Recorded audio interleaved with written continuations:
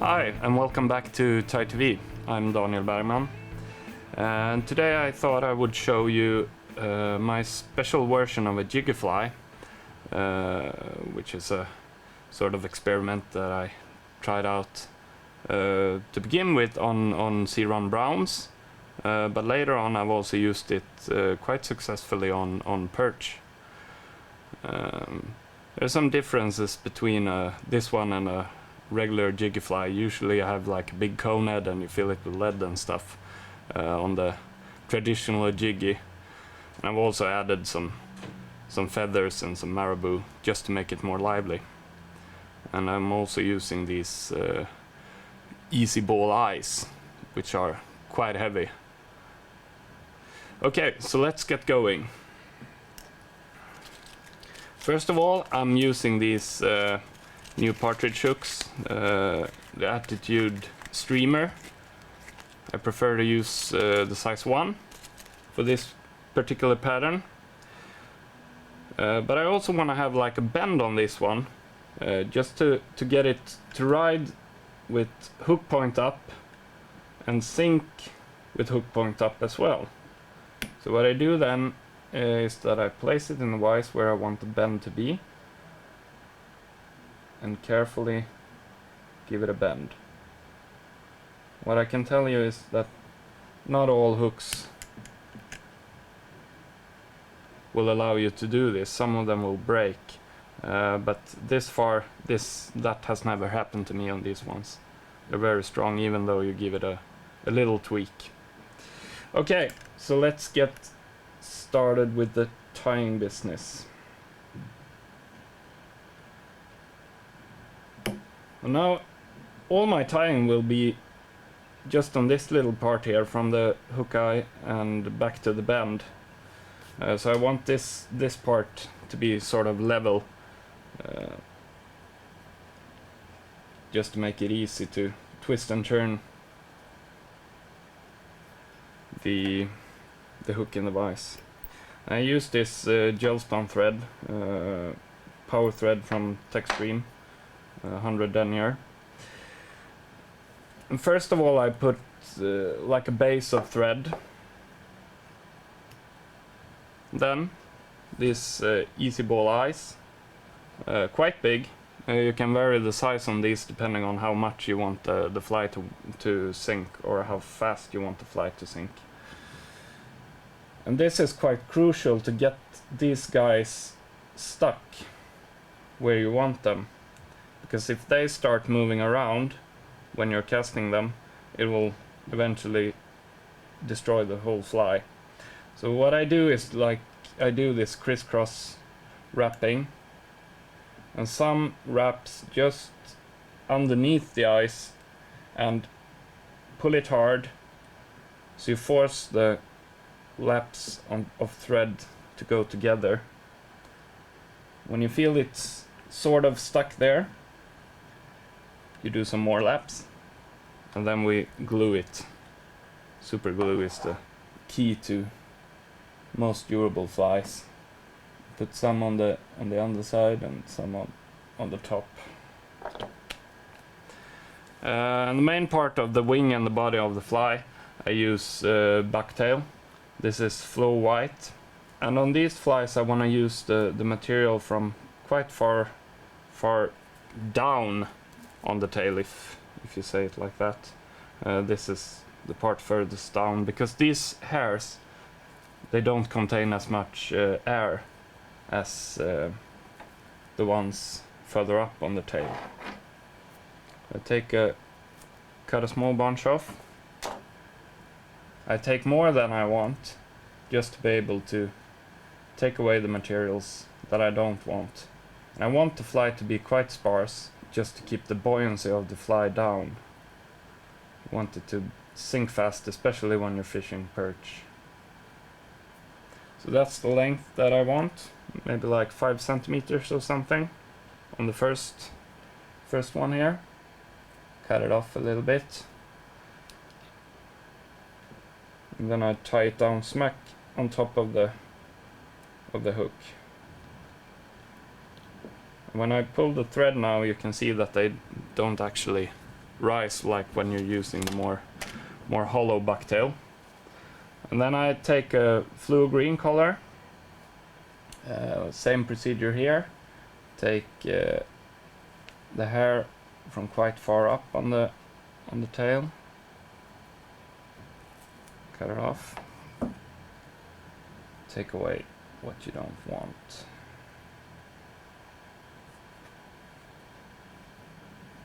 So I take away the shortest hairs and also the longest. Okay, this should be a reasonable amount. And I tie this one in a little bit further than the white one. Cut off some of the excess just to make it more easy to handle.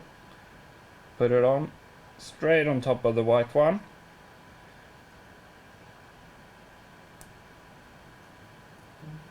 There we go. Make some additional turns just to make sure you have it where you want it. And then we trim off the excess. There we go. And then I usually do like just one turn underneath the whole bunch of material.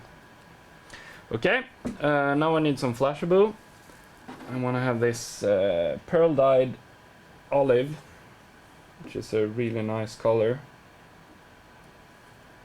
Take 2 strands.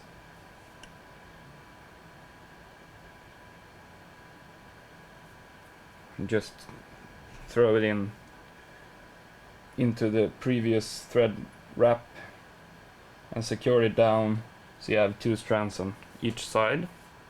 What next? Yeah, I want some fluorescent red marabou just to make like a strike point on the underside of the fly. Take like just a small bunch here. Good thing with marabou is slims down really good when in the water. Maybe like 1.5 centimeters. Secure it down and trim off the excess. There we go. And then I want to add just 1 strand of this lateral scale Flashable in a standard width, so it's much thinner than the ordinary lateral scale Flashable. Try to get 1 strand on each side. Now this is a thing that I do differently when I tie it for perch and when I tie it for sea trout. When I tie it for sea rum browns or sea trout, I usually don't add as much flash as this, but for perch it seems to do the trick. But the trout can actually spook from the Flashable if you're using too much. Okay, now I want a small olive marabou feather.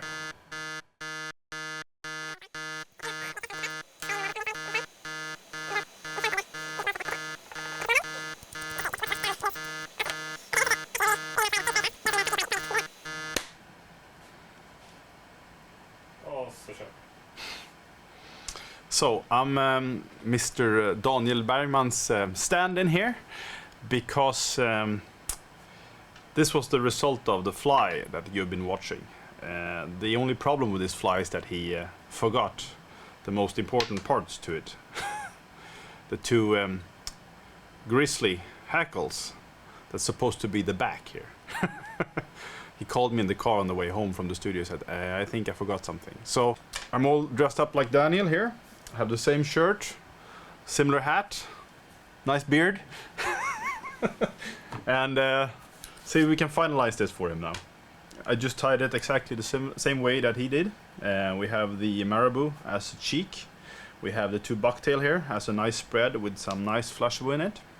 So what we're gonna do here is we're gonna tie the 2 feathers to the back. So this is from a cape here. Actually, it's not from a saddle, it's from a cape. Take 2 feathers here.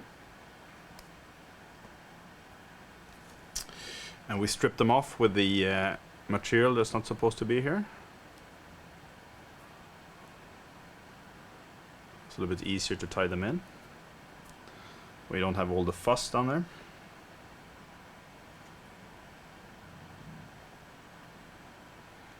Just put a miniature drop of glue here to get them to stick a little bit better.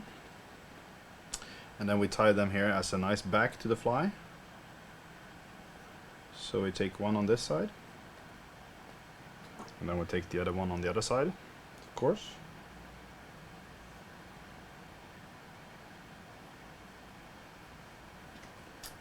Cut these guys off here. And make a few turns like that. Put a super small drop of glue just to be sure that they are secured. Like that. And then here you can do it in different ways. You can hackle it with a marabou feather, but I'm just going to make a small dubbing loop here. I think that's much easier. Well, there we go. We put in the twister. Where we have it. Here's a twister. Put it in like that. And we put some dubbing wax into it. We take the this is the woolly bugger marabou. It's a little bit shorter than your strung marabou or your normal marabou fibers. Take a feather that doesn't have too long fibers. Well, it was actually two. There we go. Take all the crap off here. And can take actually, we're only gonna use one side of this feather. So go like this. We take a magic tool. Hold the material like this. You take your long scissor, or the scissor with long blades. Just cut it off like that. You have it all in the tool, and you just put it into the dubbing loop, and nice and even take that off.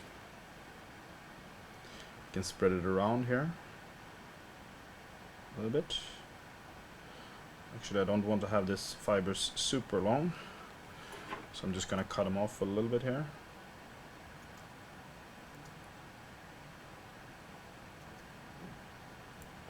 Like that. And then we're just gonna put them on the thread by twisting it like this.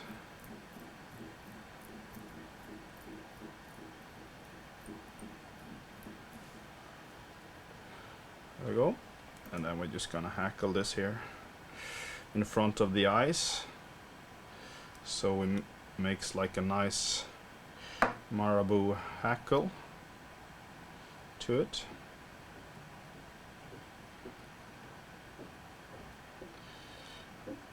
There we go. I'm pretty sure that Daniel would have done this in a different way, but this is how I do it, so he just have to live with that. Whoops. You make a few turns with your thread to secure that dubbing loop. Cut it off like that, and then you wet your fingers a little bit so you can get the material back here. There we go. Make a few turns.